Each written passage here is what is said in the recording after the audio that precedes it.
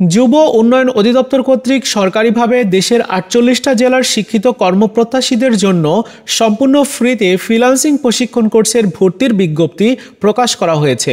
আজকের ভিডিওতে বিজ্ঞপ্তিতে থাকা সকল তথ্যগুলো শেয়ার করব, যেমন কারা আপনারা এই কোর্সে ভর্তি হতে পারবেন, কিভাবে ভর্তি হতে হবে, তারপর আবেদন করার যে ডেটগুলো রয়েছে, কিভাবে আপনারা বাসায় বসে নিজে নিজেই অ্যাপ্লাই করবেন, সেই প্রক্রিয়াটিও আপনাদেরকে দেখিয়ে দিব এই একটা ভিডিওর মাধ্যমে। তো চলুন শুরু করা যাক। তো এটাই হচ্ছে ভর্তির বিজ্ঞপ্তি, গত ৪ মার্চ ২০২৫ তারিখে প্রকাশ হয়েছে।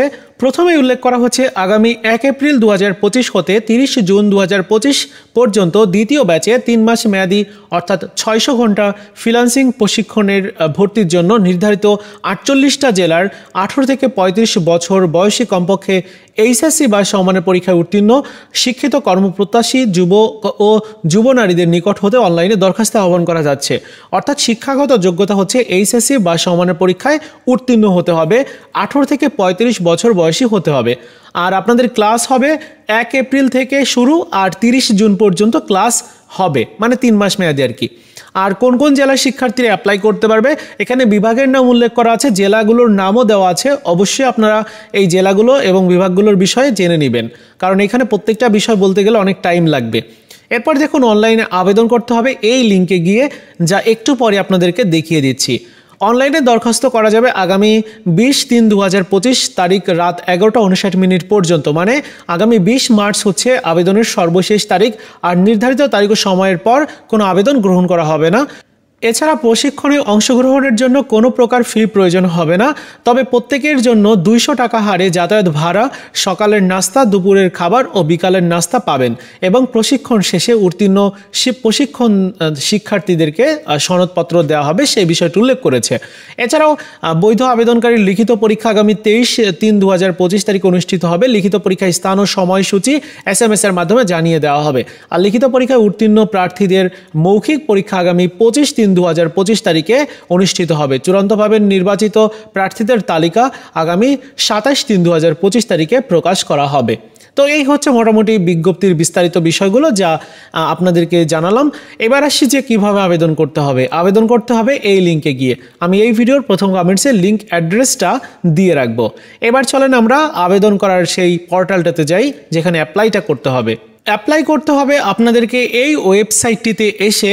এই ওয়েবসাইটের লিঙ্ক অ্যাড্রেস আমি এই ভিডিওর প্রথম কমেন্টসে দিয়ে রাখবো। ওয়েবসাইটে আসার পর আপনারা এখানে দেখতেই পাচ্ছেন যোগ্যতা রয়েছে, প্রশিক্ষণের ভাতা রয়েছে, তারপর ক্লাসের সময়কাল রয়েছে, তারপর আরও অন্যান্য বিষয়গুলো রয়েছে। কোন কোন জেলার শিক্ষার্থীরা অ্যাপ্লাই করতে পারবে এখানে দেওয়া আছে, অবশ্যই আপনারা দেখে নিতে পারেন। এরপরে উল্লেখ করা হচ্ছে যে লিখিত পরীক্ষা ২৩ মার্চ অনুষ্ঠিত হবে, ২০ মার্চ পর্যন্ত অ্যাপ্লাই করা যাবে। আবেদন ফর্ম হচ্ছে এইটা, মানে এই ফর্মটা এখন আপনাকে ফিল আপ করতে হবে। আমি স্টেপ বাই স্টেপ আপনাদেরকে ফিল আপ করে দেখাচ্ছি। প্রথমে আপনার নামটা আপনি এখানে দিয়ে দিবেন। সবগুলো কিন্তু ইংরেজিতে আপনাকে লিখতে হবে, কোনো কিছুই বাংলাতে লেখা যাবে না, কেমন? সো এখানে আপনার নামটা আপনি দিয়ে দিবেন। তো আমি যার অ্যাপ্লাইটা করব তার নামটা আমি এখানে দিয়ে দিচ্ছি। আপনার যে নাম, আপনার ভোটার আইডি কার্ড বা আপনার সার্টিফিকেটে যেটা আছে সেই নামটা হুবহু এখানে তুলে দিবেন। এরপরে আপনার ইমেইল অ্যাড্রেসটা দিবেন, আপনার কাছে যে জিমেইল আছে সেই জিমেইলটা দিবেন। ধরুন আমি এইখানে যে কোনো একটা জিমেইল দিয়ে দিচ্ছি। তো আপনার জিমেইলটা কিন্তু এইভাবে আপনাকে দিতে হবে। এখন জিমেইলের কোনো স্পেলিং কিন্তু আবার বড় হাতের দিয়ে এসেন না, আপনার নিজের যে জিমেইলটা আছে সবগুলো ছোট হাতের দিবেন, এরকমভাবে দিতে পারেন। এরপরে আপনার ফোন নাম্বারটা আপনি এখানে দিবেন। ফোন নাম্বারের ক্ষেত্রে আপনি যে কোনো একটা ফোন নাম্বার দিবেন। এরপরে আপনার ফুল অ্যাড্রেসটা দিতে বলছে, এখানে বলছে যে এনআইডি কার্ডের যে অ্যাড্রেসটা আছে সেই অ্যাড্রেসটা দিতে হবে। তো এইখানে আপনি কিভাবে লিখবেন, আপনার ভোটার আইডি কার্ডের পেছনের সাইডে দেখবেন যে আপনার যে তথ্যগুলো দেওয়া আছে, বিশেষ করে অ্যাড্রেস, সেই অ্যাড্রেসটা দিবেন। যেমন আপনার গ্রামের নামটা প্রথমে আপনি দিবেন। আমি এখানে উদাহরণ হিসাবে দেখাচ্ছি, যেহেতু কারোর কোনো অ্যাড্রেস দেখানো যায় না ইউটিউবে, যার কারণে আমি সেটি দেখাতে পারছি না। তো প্রথমে গ্রামের নামটা আপনি এভাবে লিখবেন, এরপর কমা দিবেন, স্পেস দিবেন। এরপরে আপনার পোস্ট অফিসের নাম দিতে পারেন, বা তো আপনার যে ইউনিয়ন পরিষদ রয়েছে সেই ইউনিয়ন পরিষদের নাম আপনি দিবেন। তো আমি এখানে একটা ইউনিয়ন পরিষদের নাম দিচ্ছি, সাপোজ এখানে দিচ্ছি আর কি। এরপরে আপনার উপজেলার নামটা দিবেন, উপজেলার নামটা আপনি দিয়ে দিলেন। এরপরে আপনার জেলার নামটা আপনি দিয়ে দিবেন। ওকে, তো এইভাবে দিলেই কিন্তু কমপ্লিট হয়ে গেল। এরপরে আপনার ডিভিশন সিলেক্ট করতে হচ্ছে। এখন আপনি যে ডিভিশনে অ্যাপ্লাইটা করতে চাচ্ছেন সেই ডিভিশনটা এখান থেকে সিলেক্ট করবেন, ঠিক আছে? তো আমি এখানে ডিভিশনের এখানে যদি ক্লিক করি তাহলে প্রত্যেকটা ডিভিশন মানে প্রত্যেকটা বিভাগ দেখা যাচ্ছে। তো আমি আমাদের খুলনা বিভাগের একটা জেলাতে অ্যাপ্লাইটা করব। তো এখানে ডিভিশনটা সিলেক্ট করার পর দেখুন এখানে সিলেক্ট ডিস্ট্রিক্ট রয়েছে, এখানে ক্লিক করলে প্রত্যেকটা ডিস্ট্রিক্ট, যে ডিস্ট্রিক্টগুলোর শিক্ষার্থীরা অ্যাপ্লাই করতে পারবে সেই ডিস্ট্রিক্টগুলো রয়েছে, আমি এখানে মাগুরা দিয়ে দিচ্ছি। এরপরে সিলেক্ট এডুকেশনাল কোয়ালিফিকেশান এখানে ক্লিক করবেন। এরপর আপনি বর্তমানে কোন ডিগ্রিতে নাকি আপনি এইচএসসিতে পড়ছেন, কোনটা পড়ছেন সেটি আপনি এখান থেকে দিবেন। তো আমি এখানে ধরুন ডিগ্রি পাস দিচ্ছি। এরপর এখানে অনার্সও রয়েছে, আপনারা চাইলে অনার্সও দিতে পারেন, অথবা আদার্স রয়েছে, যারা MA MBA করছেন তাদের ক্ষেত্রে আদার্স দিতে পারেন। সো যার যেটা আছে সেটি দিবেন। এরপরে রয়েছে last education qualification and GPA, অর্থাৎ আপনার সর্বশেষ যে শ্রেণী থেকে আপনি পাস করেছেন বা আপনার শিক্ষাগত যোগ্যতার যেটা ছিল সেটি দিবেন।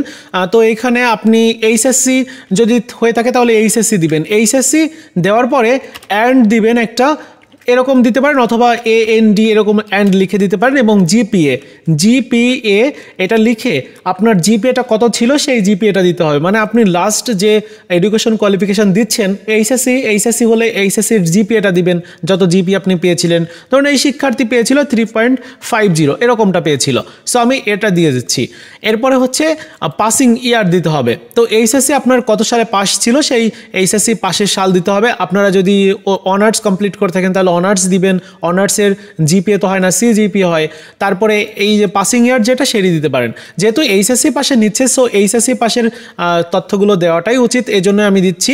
আর আমার যারা অডিয়েন্স আছে ম্যাক্সিমাম অডিয়েন্সই এইচএসসি কমপ্লিট করে ডিগ্রিতে পড়ছে, কেউ অনার্সে পড়ছে, এই ধরনের শিক্ষার্থী। তো জাস্ট আমি আপনাদের জন্যই ভিডিওটা করছি। তো এখানে আপনার পাসিং ইয়ারটা দিবেন। ধরুন এই শিক্ষার্থীর পাসিং ইয়ারটা হচ্ছে 2020, অথবা হতে পারে 2021, হতে পারে 2019, যেটা আপনার সেটি আপনি দিবেন, মানে লাস্ট এডুকেশন কোয়ালিফিকেশানের যে আপনার পাসিং ইয়ার সেটি। এরপরে দিতে হবে ইওর এজ, অর্থাৎ আপনার বয়সটা দিতে হবে। এখানে আপনার সার্টিফিকেট অনুযায়ী আপনি বয়সটা দিবেন। তো আমি এখানে দিয়ে দিচ্ছি হচ্ছে 21 বছর, অথবা এর থেকে বেশি, মানে যার যেরকম আপনার যেটা সেটি আপনি দিবেন সার্টিফিকেট অনুযায়ী। এরপরে হচ্ছে কম্পিউটার লিটারেচারি, অর্থাৎ আপনার কম্পিউটারের উপর দক্ষতা কেমন আছে, আপনার কি বেসিক দক্ষতা আছে, মিডিয়াম নাকি এক্সপার্ট, আপনি কোনটা। তো আপনি যেহেতু ফ্রিল্যান্সিং প্রশিক্ষণ কোর্সে ভর্তি হচ্ছেন, সেক্ষেত্রে আপনার মিডিয়াম ধারণা থাকতে পারে অথবা বেসিক ধারণা থাকতে পারে, যেটা আছে আপনার সেটি আপনি দিতে পারেন। ওকে, তো এখানে আমি মিডিয়াম দিচ্ছি, আপনি চাইলে বেসিক দিতে পারেন, অথবা যারা এক্সপার্ট আছেন তারা এক্সপার্ট দিবেন। কেমন? এরপরে দেখুন আপনার বলছে যে আপনার কি পার্সোনাল কম্পিউটার বা ল্যাপটপ আছে, যদি থেকে থাকে তাহলে ইয়েস দিবেন, আর যদি না থেকে থাকে তাহলে নো দিবেন। এরপর 3 মাস ব্যাপী আপনি সপ্তাহে 6 দিন প্রশিক্ষণ করছে 8 ঘন্টা করে ক্লাস করতে পারবেন, যদি পারেন সেক্ষেত্রে আপনি এখানে ইয়েস দিবেন, আর যদি না পারেন তাহলে এখানে নো দিবেন। ওকে, তো আমি এখানে চাইলে নো দিতে পারি অথবা ইয়েসও দিতে পারি। যদি 8 ঘন্টা ক্লাস করতে পারেন তাহলে আপনি এখানে নো দিবেন। ওকে, এরপরে বলছে যে আপনার একটা পাসপোর্ট সাইজের 300x320 পিক্সেল সাইজের একটা ছবি দিতে হবে, অর্থাৎ আপনার ছবি আপলোড করতে হবে। তো ছবি কিভাবে আপনি আপলোড করবেন, কিভাবে রিসাইজ করবেন সেটি চলুন আপনাদেরকে দেখিয়ে দিই। মনে করেন এরকম একটা ছবি আপনার পাসপোর্ট সাইজের বাসাতেই আছে, সেক্ষেত্রে আপনার মোবাইলের ক্যামেরা দিয়ে আপনি এই ছবিটা ভালো করে তুলে নেবেন, মানে খুব ভালো করে পরিষ্কার করে তুলে নেবেন। এরপরে এই ছবিটা কাটশাট করবেন, মানে যতটুকু ওই পাসপোর্ট সাইজের ছবিটা আছে অতটুকু করবেন। যেমন এই ছবিটা এতটুকু রয়েছে, আমি চাইলে আমি এখান থেকে একটু কাটশাট করে ছোট করতে পারি। তো সেক্ষেত্রে আমি এখান থেকে একটু লেয়ারটা কমিয়ে দিচ্ছি, এদিক থেকে একটু কমিয়ে দিচ্ছি, এদিক থেকে একটু কমিয়ে দিচ্ছি, মানে আপনাদেরকে দেখানোর জন্য আর কি। আপনার ব্যাকগ্রাউন্ড থাকবে তো যখন আপনি ছবিটা তুলবেন, সেক্ষেত্রে এই যে ছবির মাপ রয়েছে, ছবির মাপ অনুযায়ী আপনি এরকম একটা ছবি করে নেবেন। আমার ছবিটা করা কমপ্লিট। এবার চলুন আমরা এডিট করব, অনলাইনে ওই যে সাইজটা দেওয়া আছে ওই সাইজের বানাবো। সেক্ষেত্রে কি করণীয়? সেক্ষেত্রে আপনি গুগলে আসবেন এবং এইখানে লিখবেন পিক রিসাইজ লিখে, মানে পিক রিসাইজ অথবা রিসাইজ ইমেজ, যেটা লিখেন আপনি লিখতে পারেন। তো আমি পিক রিসাইজ এটা দিয়েই দেখাচ্ছি। এখানে ক্লিক করবেন, প্রথম যে ওয়েবসাইটটা আসবে সেই ওয়েবসাইট যেটা দেখালাম, এই যে এই ওয়েবসাইট থেকে এখানে ক্লিক করবেন। এরপরে যে ছবিটা আপনি এডিট করতে চাইছেন সেই ছবিটা এখানে নিয়ে আসবেন। তো আমি এখান থেকে ছবিটা নিয়ে আসবো। এই যে ছবিটা নিয়ে আসা হলো, এবার কিছুক্ষণের মধ্যে ছবিটা এরকম চলে আসবে। এবার নিচের দিকে যাবেন, এখানে দেখুন 50% স্মলার রয়েছে, এখান থেকে দিবেন কাস্টম সাইজ। আবারও দেখিয়ে দিচ্ছি, কাস্টম সাইজে দিবেন। এবার এখানে উইথ দিতে বলছে, উইথের এখানে আপনি দিবেন হচ্ছে 300 আর হাইট দিবেন হচ্ছে 320, যেহেতু 300 গুণ 320 পিক্সেল এরকম দিতে বলছে, সো এরকমটা দিবেন। নিচের দিকে আবার যেতে হবে, দেখুন এখানে জেপিজি ফরম্যাট রয়েছে, ইমেজ কোয়ালিটি এখান থেকে আপনি বেস্ট দিতে পারেন, গুড দিতে পারেন, যেটাই হোক দিবেন। আর এখানে আপনার কিলোবাইট দিতে বলছে, তো আমি এখানে 100 কিলোবাইট দিচ্ছি, যেহেতু ওইখানে কোনো কিলোবাইটের কথা উল্লেখ নাই, যার কারণে আমি 100 দিচ্ছি। এরপরে I am done, resize my picture, এখানে ক্লিক করবেন, কিছুক্ষণের মধ্যে রিসাইজ কমপ্লিট। এবার সেভ টু ডিস্কে ক্লিক করে সেই ছবিটা আপনি সেভ করে নেবেন। কেমন, এই যে ছবিটা কিন্তু সেভ করা হয়ে গেল। এইবার কিভাবে এই ছবিটা আপলোড করবেন সেটি আপনাদেরকে দেখিয়ে দিচ্ছি। দেখুন, ছবি আপলোড করার জন্য আপনাকে আবারও সেই ওয়েবসাইটে আসতে হবে, যেরকম দেখালাম ওই রকমটাই করেন। এরপরে এই ওয়েবসাইটে এসে ব্রাউজ অপশনে ক্লিক করবেন। এরপর এখান থেকে যেখানে রেখেছেন ছবিটা, সেই ছবিটা নিয়ে আসবেন। এই যে ছবিটা নিয়ে আসা হলো, এবার হচ্ছে অ্যাপ্লাই, এখানে ক্লিক করলে কিন্তু অ্যাপ্লাইটা হয়ে যাবে। যেহেতু আমি এখানে ফোন নাম্বারটা দিইনি, যার কারণে এখানে দেখাচ্ছে যে এখনও পর্যন্ত অ্যাপ্লাই করার যোগ্য না আপনি, তো এখানে একটা ফোন নাম্বার আমি দিয়ে দিই। তো ফোন নাম্বারটা দেওয়ার পরে এবার আমি অ্যাপ্লাই অপশনে ক্লিক করব এবং কিছুক্ষণের মধ্যেই অ্যাপ্লাইটা কমপ্লিট হয়ে যাবে। এই যে অ্যাপ্লাই সাকসেসফুলি দেখাচ্ছে, ওকে অপশনে ক্লিক করে আমার অ্যাপ্লাইটা কিন্তু কমপ্লিট। এবার ওই যে নাম্বারটা আমি দিয়েছি ওই নাম্বারে কিন্তু একটা SMS যাবে এবং ওই নাম্বারে পরবর্তীতে আপনার কোথায় পরীক্ষা দিতে হবে সেইটা কিন্তু দেখা যাবে। ওকে, সো এই হচ্ছে আবেদন করার প্রসেসটা, একদম সিম্পল একটা প্রসেস, যে প্রসেস দিয়ে অ্যাপ্লাই করা যাচ্ছে।